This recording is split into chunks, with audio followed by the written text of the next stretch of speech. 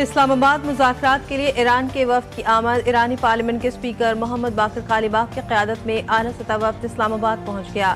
ایران کے وزیر خارجہ عباس عراقچی بھی وفد کے ہمراہ اسلام آباد پہنچ گئے۔ ایرانی وفد کا استقبال نائب وزیر اعظم محمد اسحاق ڈار، اسپیکر قومی اسمبلی سردار ایاز صادق نے کیا۔ وفد کا استقبال چیف آف ڈیفنس فورسز اور chief of army staff field marshal Syed Asim Munir اور وزیر داخلہ محسن رضا نقوی نے کیا۔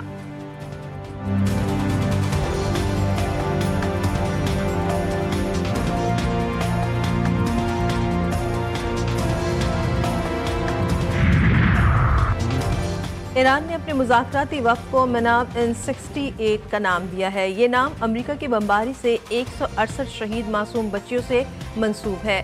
مناب 168 صرف نام نہیں بلکہ ایک یاد، احتجاج اور پیغام قرار۔ ایرانی پارلیمانی اسپیکر نے اپنی ٹویٹ میں طیارے کی اندرونی تصویر بھی شیئر کر دی۔ جہاز کی نشستوں پر بچیوں کی تصاویر اور ان کے اسکول بیگز رکھے تھے۔ اسلام آباد امن کی امید، دنیا بھر کی نظریں پاکستان پر۔ ایران امریکہ جنگ بندی مذاکرات کے لیے اسلام آباد میں بڑی بیٹھک لگے گی۔ امریکی نائب صدر جے ڈی وینس امن کی منزل کی جانب رواں دوا۔ ایران امریکہ مذاکرات میں امریکی وفد کی سربراہی کریں گے۔ روانگی سے قبل جے ڈی وینس نے کہا کہ امریکی صدر ٹرمپ کی گائیڈ لائن کے تحت مذاکرات میں حصہ لینے جا رہا ہوں۔ یقین ہے کہ ایران کے ساتھ مذاکرات مثبت رہیں گے۔ امریکہ ایران کے ساتھ نیک نیتی کے ساتھ مذاکرات اور دوستی کا ہاتھ بڑھانے کے لیے تیار ہے۔ امریکی وفد میں خصوصی ایلچی اسٹیو وٹکوف اور جیرڈ کشنر بھی شامل۔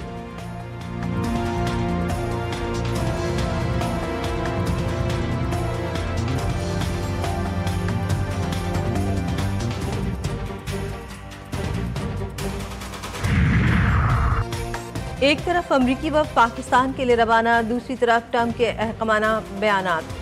امریکی صدر نے ٹروتھ سوشل پر بھڑکی ماری۔ ایرانیوں کے پاس بین الاقوامی آبی گزرگاہوں کو استعمال کر کے دنیا کو مختصر وقت کے لیے بلیک میل کرنے کے علاوہ کوئی اور راستہ نہیں بچا۔ ان کے آج زندہ بچنے کی واحد وجہ صرف مذاکرات کرنا ہے۔ دھمکی دی مذاکرات کامیاب نہ ہوئے تو شدت کے ساتھ فوجی کارروائی کریں گے۔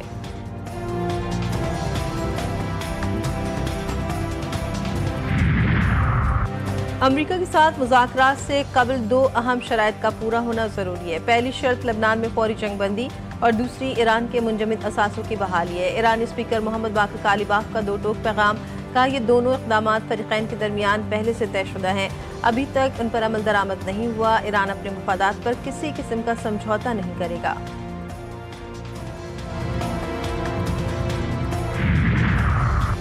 امریکی بحری جہاز بھی آبنائے ہرمز سے گزر سکتے ہیں۔ ایرانی نائب وزیر خارجہ سعید خطیب زادہ نے کہا آبنائے ہرمز کھلی ہے، اگر دشمنی پر مبنی طرز عمل اختیار نہ کریں تو امریکی بحری جہاز بھی جا سکتے ہیں۔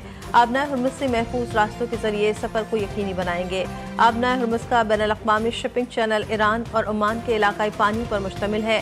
دونوں ممالک ماضی میں خیر سگالی کے تحت جہازوں کو محفوظ راستہ فراہم کرتے رہے ہیں۔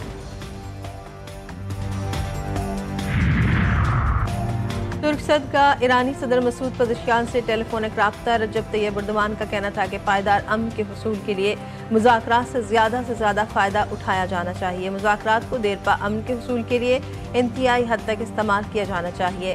انتہائی اہم ہے کہ مذاکراتی عمل کو نقصان پہنچانے والوں کو موقع نہ دیا جائے۔ ایرانی وزیر خارجہ عباس عراقچی کی جرمن وزیر خارجہ سے گفتگو، عالمی امور اور علاقائی صورتحال پر تبادلہ خیال۔ عباس عراقچی کا اسپینش وزیر خارجہ سے ٹیلی فونک رابطہ۔ لبنان پر اسرائیلی حملے کی مذمت۔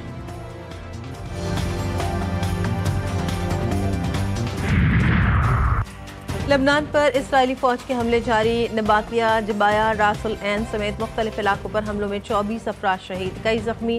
جنگی طیاروں نے نباتیہ میں سیکیورٹی ہیڈ کوارٹر پر بم برسا دیے، کئی عمارتیں تباہ ہو گئیں، 12 سیکیورٹی اہلکار شہید۔ جبایہ حملے میں کار واش کے مالک اور 2 بیٹوں سمیت 6 افراد شہید۔ راس العین میں اسرائیلی ایمبولینس اور فائر بریگیڈ کی گاڑیوں کو نشانہ بنایا گیا۔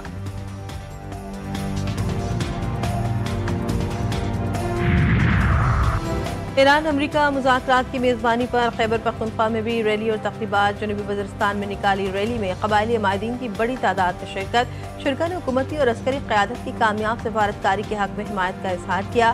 پارا چنار میں بھی ریلی کے شرکا کا ایران امریکہ جنگ بندی پر خوشی کا اظہار۔ ایران کے شہر کاشان میں ریلوے برج کو بحال کر دیا گیا۔ ایرانی میڈیا کے مطابق مرمتی کام کے بعد گزشتہ شام پہلی ٹرین تاریخی یحییٰ آباد پل سے گزری۔ 7 اپریل کو امریکی اسرائیلی حملے میں پل تباہ ہو گیا تھا۔ شدید بمباری میں ریلوے برج کو شدید نقصان پہنچا تھا۔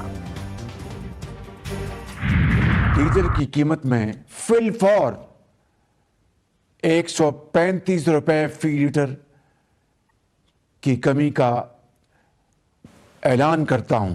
पेट्रोल की कीमत जिसमें मैंने पिछले हफ्ते 80 रुपए फी लीटर कमी का ऐलान किया था, उसमें आज मजीद 12 रुपए कमी का ऐलान कर रहा हूं।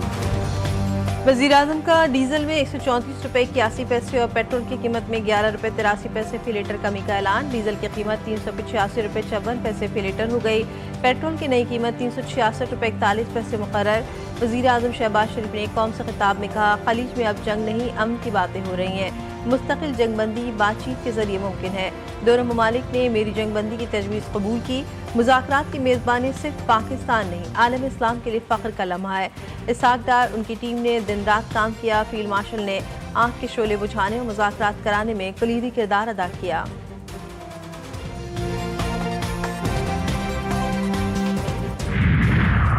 हुकूमत सिंध की किफ़ायतशारी पॉलिसी का ऐलान। कराची में फैसले पर पहले रोज से ही अमल दरामद।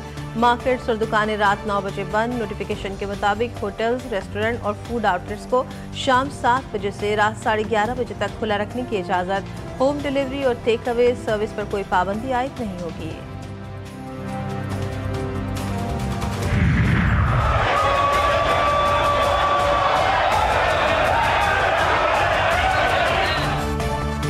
कराची सिटी काउंसिल के इजलास में हंगामा आ रहा है। सिटी काउंसिल के अरकान आपस में गुत्थम गुत्था हो गए।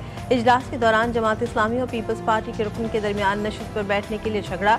जमात इस्लामी और पीटीआई के अरकान इजलास से वॉकआउट कर गए। मेयर कराची मुर्तज़ा वहाब ने कहा, जमात इस्लामी का दोहरा मयार नहीं चल सकता, मैं काउंसिल को जवाब दे हूँ। अपोजिशन लीडर सैफुद्दीन एडवोकेट बोले, पीपल्स पार्टी वाले गुंडागर्दी के इरादे से आते हैं, करप्शन रहमान में मसाइल पैदा कर रहे हैं।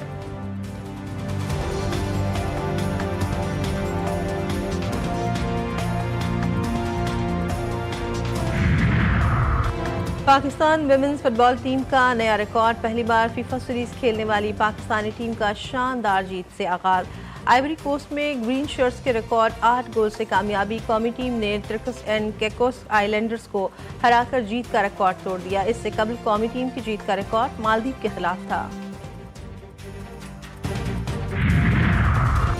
पीएसएल के दिलचस्प मुकाबले। कोयटा ग्लैडिएटर्स ने रावलपिंडीज को 61 रन से शिकस्त दे दी। ग्लैडिएटर्स ने मुकर्ररा 20 ओवर्स में 6 विकेट पर 182 रन बनाए।